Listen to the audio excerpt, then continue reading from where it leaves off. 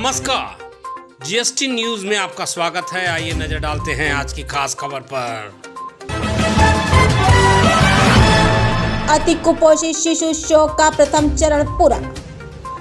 ICMR ने 50 लाख का दिया अनुदान। एंटीबायोटिक और कम्युनिटी में आया बड़ा अंतर। एंटीबायोटिक बच्चों की प्रतिरोधक क्षमता पर डालता है असर। 250 बच्चों पर शोक का परिणाम रहा सफल। 400 बच्चों का है लक्ष्य।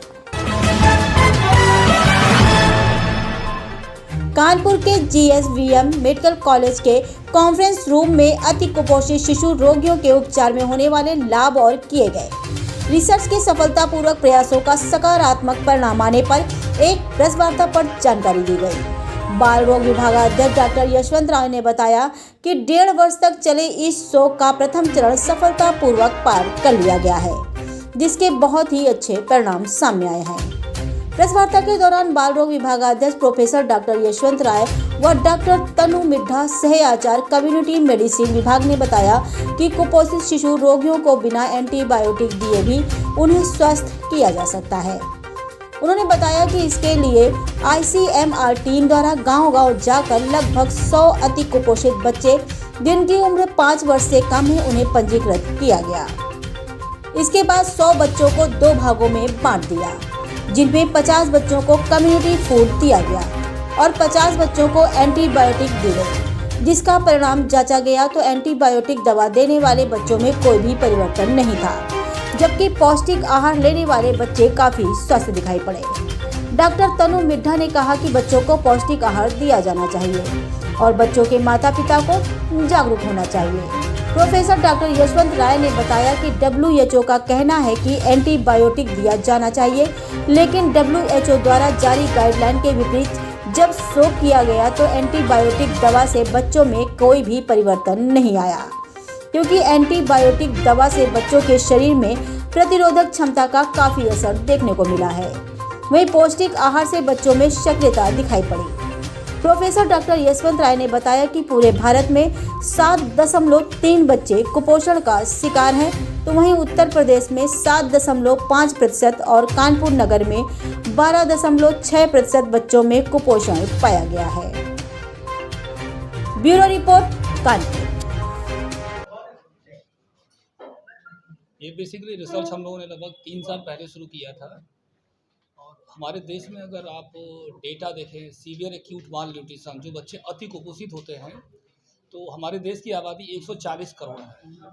लगभग 14 करोड़ बच्चे हमारे 5 साल से कम उम्र के हैं और उसमें से लगभग 7 से 8% बच्चे हमारे सीवियर एक्यूट माल न्यूट्रिशन के हैं। इस तरीके से लगभग हमारे 1 से 1.5 करोड़ बच्चे अति कुपोषित हैं।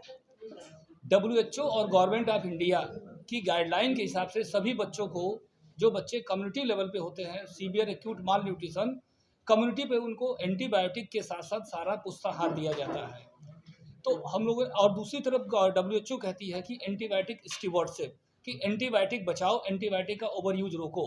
तो जो अति कुपोषित बच्चे कम्युनिटी लेवल पे, जो कि हमें देखने से लगते हैं कि बिल्कुल ठीक ठाक है, कोई इन्फेक्शन नहीं है, उनको एंटीबायोटिक क्यों दी जाए, इसी को लेके हम लोगों ने रिसर्च किया। और हमारी रिसर्च टीम में मैं था, हमारी एक JR डॉक्टर वैष्णवी, डॉक्टर तनु मिड्ढा और भी कुछ JR थे।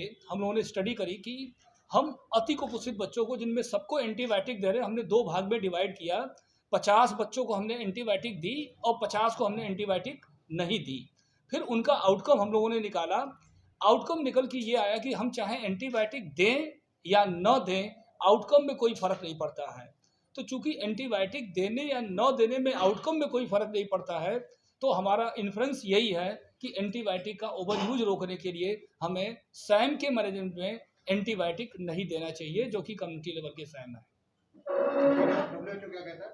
WHO कहता है कि जैसे कोई भी बच्चा कम्युनिटी पे सीवियर एक्यूट माल न्यूट्रिशन का आइडेंटिफाई होता है, तो उसको हम एक टेस्ट कराते हैं, खाना खिला के कुछ पाउडर खिलाते हैं। अगर वो खा लेता है तो हम उसको कहते हैं एपेटाइट टेस्ट। अगर वो खा लेता है मतलब वो कम्युनिटी लेवल पे सही हो सकता है।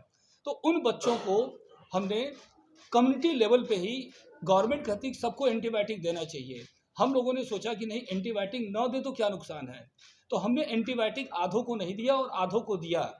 आउटकम दोनों में बराबर आया। तो आउटकम दोनों बराबर आया तो हम एक्स्ट्रा काम क्यों करें। तो हम लोग का इन्फ्लुएंस ये है कि एंटीबायोटिक ओवर यूज रोकने के लिए हमें कहीं न कहीं हमें एंटीबायोटिक का ओवर यूज रोकना होगा।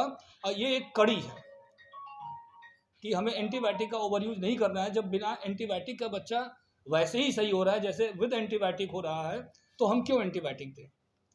तो ये स्टडी हम लोगों ने करी और लगभग 1.5 साल पहले हम लोगों ने IJP, Indian journal of paediatrics, जो कि काफ़ी रिप्यूटेड जर्नल है,